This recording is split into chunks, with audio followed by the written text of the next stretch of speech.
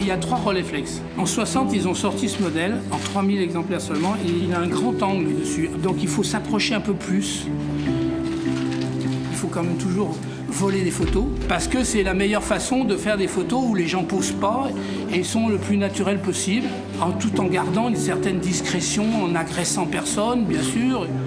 Un regard et un visage connu, celui de Raymond Depardon, mais des photos totalement inédites. Une centaine de clichés donnent un nouvel éclairage sur cet artiste exceptionnel, appelé sous les drapeaux en 1962. J'avais 20 ans. Pour moi, c'était formidable de travailler pour un journal. Et il faut dire que l'ambiance qui a été extraordinaire à cette époque, bien sûr, une petite rédaction comme ça, il y avait un dynamisme incroyable.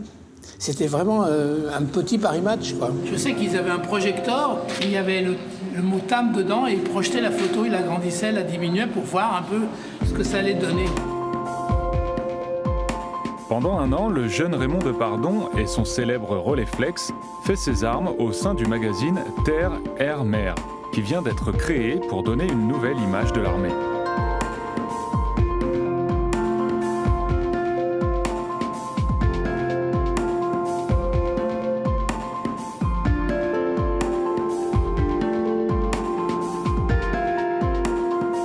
J'ai effectivement monté sur un porte-avions, pris des hélicoptères, monté en haut du Mont Blanc. Enfin, pas tout à fait, parce que j'étais dans un hélicoptère. C'est une mise à l'épreuve formidable pour moi, parce que je m'apercevais que si j'avais pas eu la motivation qui est ma passion, ça se verrait sur les photos. Voilà, il y a toujours quelque chose, un mouvement dans ces photos. Il y a déjà beaucoup de points similaires entre un fantassin et un photographe. On est en tête, et puis on ne sait pas ce qu'on va voir derrière, et on avance un peu à l'aveugle. Quelquefois, bien sûr, il y a beaucoup de photographes de nos amis qui sont disparus comme ça, parce que, bien sûr, il y a eu un événement brusque et dramatique qui les a fait disparaître.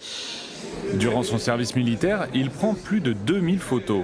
Un trésor conservé à l'ECPAD qui a mis sur pied cette exposition qui donne à voir la France des années 60 et une armée en pleine modernisation. Cette histoire de Raymond qui était un point aveugle dans sa carrière, c'était pas du tout une année blanche finalement, mais une année très féconde où il s'est passé beaucoup de choses et qui permet de voir qu'au travers de cet inventaire de la France au prisme militaire, sa patte, son regard sont déjà très prégnants. Donc ça, il y a vraiment ce sentiment d'une proximité, d'une très grande empathie, une grande tendresse qu'il a conservée. Et puis des images qui sont finalement une sorte de poésie de l'ordinaire. Il ne se passe pas grand-chose, c'est assez banal. Et plus on regarde la photo, plus on se dit qu'elle tient. Et cette photo, elle est parfaite, elle est intemporelle, et ce qui fait que ces photographies, elles datent une période, mais elles ne sont pas datées. Quelque part, ça me vient de mon passage à table, tout ça.